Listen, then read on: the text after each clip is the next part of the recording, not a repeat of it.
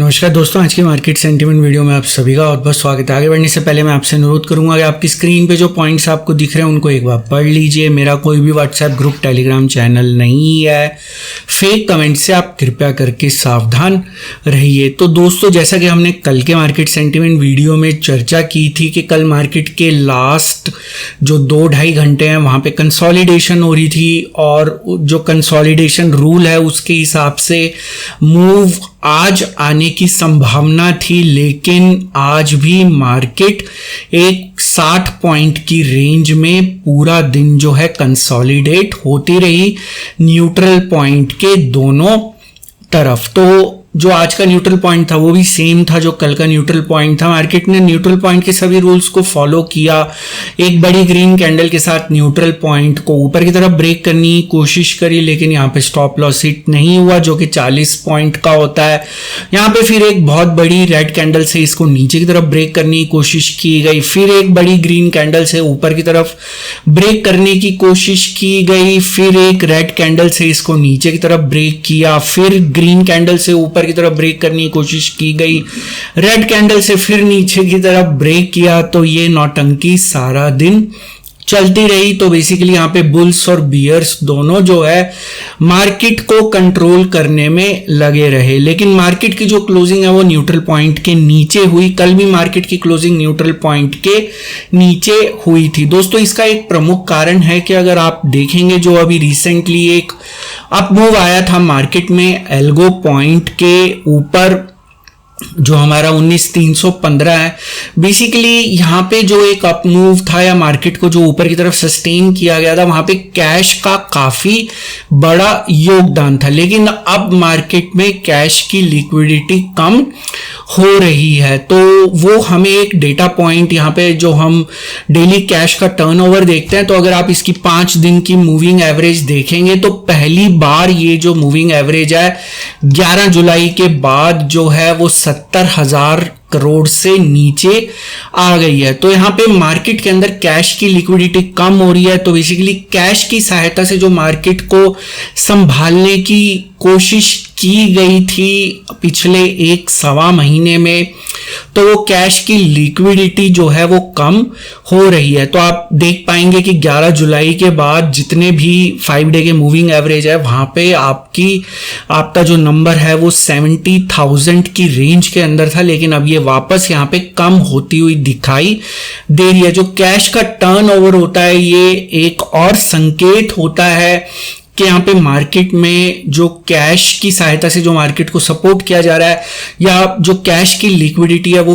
कम अगर होती है तो वहां पे मार्केट के अंदर एक गिरावट की संभावना बन जाती है। तो बेसिकली ये जो एवरेज कम हो रही है, कैश का भी कंट्रीब्यूशन होता है अंडरग्राउंड मनी फ्लो में। इसी वजह से यहाँ पे अंडरग्राउंड मनी फ्लो जो है वहां पे हमने कल जिसकी चर्चा की थी कि वो हमें मेजॉरिटी ऑफ टाइम्स नेगेटिव दिखाई दे रहा है। इसके अलावा डेरिवेटिव्स के अंदर भी शॉर्ट पोजीशंस बन रही हैं।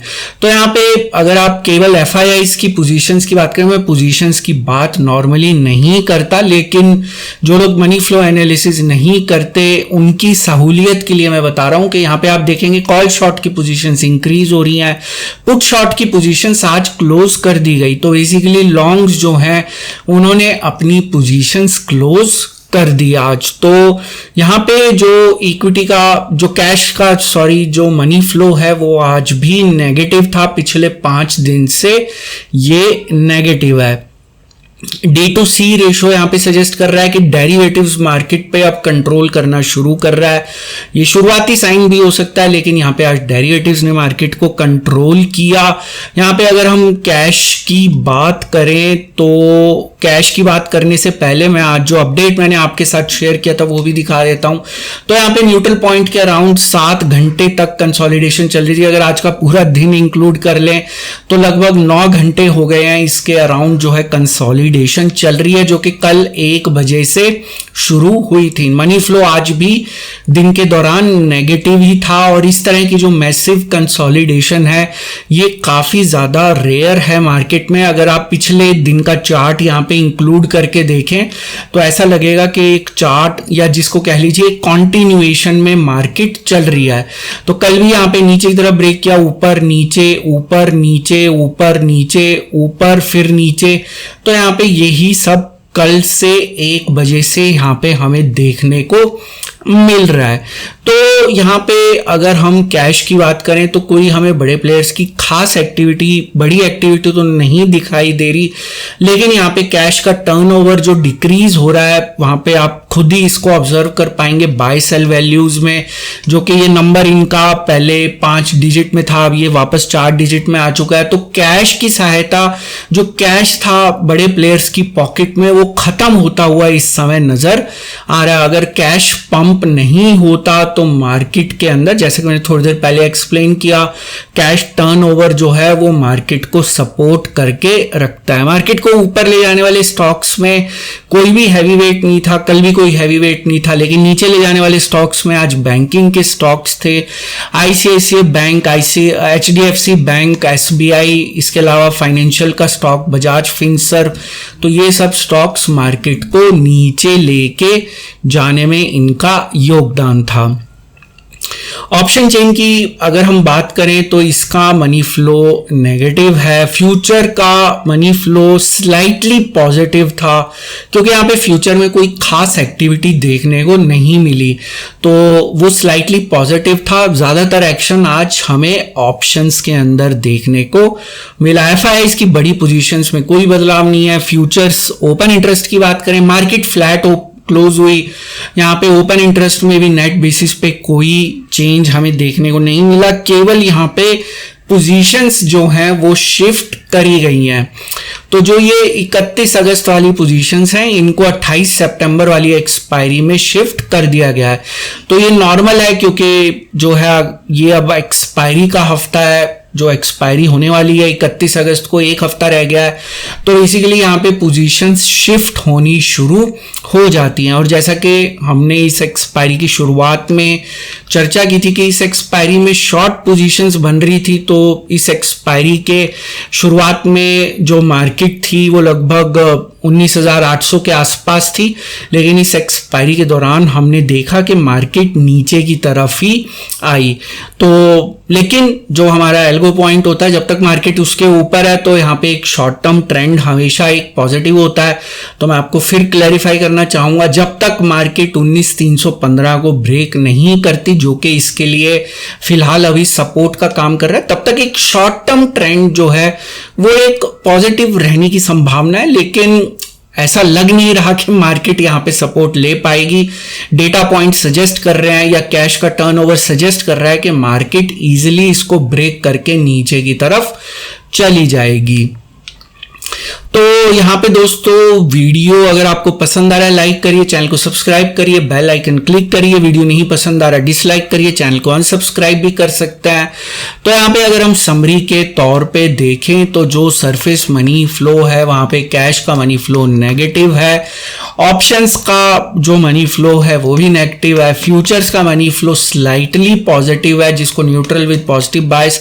तो सरफेस मनी फ्लो भी हमें जो है वो इस समय वीकनेस की तरफ इशारा कर रहा है। तो अंडरग्राउंड मनी फ्लो आज भी नेगेटिव था, जैसा कि मैंने अपडेट के दौरान भी शेयर किया था। तो यहाँ पे मैंने स्क्रीन पे भी आपके साथ शेयर कर दिया, केवल लर्निंग के पॉइंट ऑफ व्यू से। नॉर्मली मैं इसको रैंडमली दिखाता हूं, लेकिन अभी मार्केट एक काफी क्रिटिकल जंक्चर, क्रिटिकल पॉइंट के ऊपर है, सॉरी।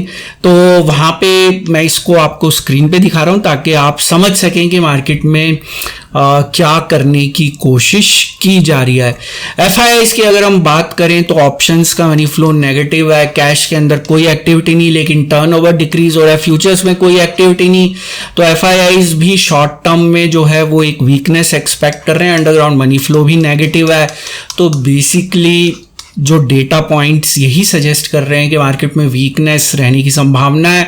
लेकिन मैं आपको फिर एक अनुरोध करूंगा कि मार्केट एक हाई प्रोबेबिलिटी सेटअप होता है, तो यहाँ पे मल्टीपल डेटा पॉइंट्स होते हैं, मल्टीपल सेटअप सिस्टम होते हैं। हो सकता है कुछ सेटअप आपको वीकनेस का संकेत दें, कुछ सेटअप आपको स्ट्रेंथ का संकेत दें, इसलिए केवल आप अपने एनालिसिस के बेसिस के ऊपर किसी तरह का कंक्लूजन निकालें।